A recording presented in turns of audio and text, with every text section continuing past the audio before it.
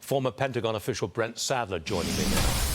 This was, Brent, this was a massive operation, months in the making. Execution of the mission seemed to me to be just plain brilliant. These guys are good, aren't they? Absolutely. I mean, even exceeding expectations for one of the best military in the world. Clearly catching the Venezuelans by surprise, and I'd say also the Cuban security detail to Maduro by surprise. It was over in a matter of minutes, I think. Within 3 minutes of the bombs or the big bangs outside, they got Maduro. They got him. Absolutely. Shock and awe clearly was a factor in that, and 32 dead Cuban security detail as a result. How do we control Venezuela? I mean, we said, look, get law and order in place, and if you don't, there are going to be consequences. How are we going to control Venezuelan politics from here on out? Well, I mean, I think it's important to do this from a distance. It certainly doesn't require U.S. boots or U.S. administrators inside Caracas to actually do what's necessary.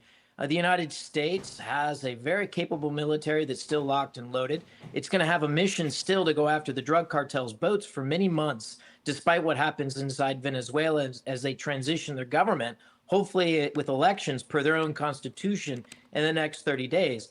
But offering to help restore a greatly atrophied petroleum industry is a way for Venezuela to regain economic viability, grow their economy for the betterment of their people, for something that's been far too long mismanaged. That's the lever the U.S. has. Should the governments of Colombia and Nicaragua and Cuba, should they be worried? Oh, absolutely. I mean, Colombia right next door has a highly unpopular president, socialist president there right now. And Colombia has a long history of partnering with the United States. There are elections coming up in March. You didn't mention Brazil, but Brazil is also a neighbor that has an election coming up in October. And perhaps we could see a return to democratic and more capitalistic free market leadership on the rise again in Latin America after a kind of a drift of the last 20 years, really beginning with Venezuela in 1999.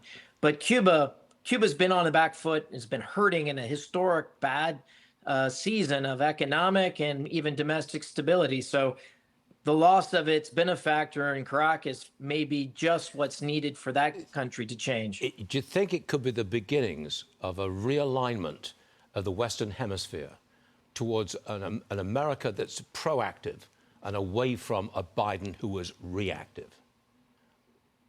Oh, I think it's a decades-long neglect on the part of the United States. I think we've taken the Western Hemisphere for granted. China, Russia, Cuba, of course, have all expanded their networks.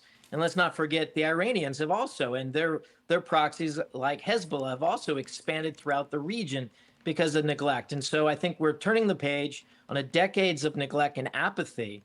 And actually, I think the Latin American people also see the bankruptcy of a partnership with countries like China and Russia, and also the ideology of socialism and a returning back to what works.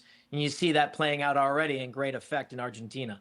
There weren't many people who were expecting to wake up this Monday morning and see this kind of dramatic change, but it's happened. Brent Sadler, what a pleasure. Thanks very much for joining us, sir. We appreciate it. Thank you. Thank you.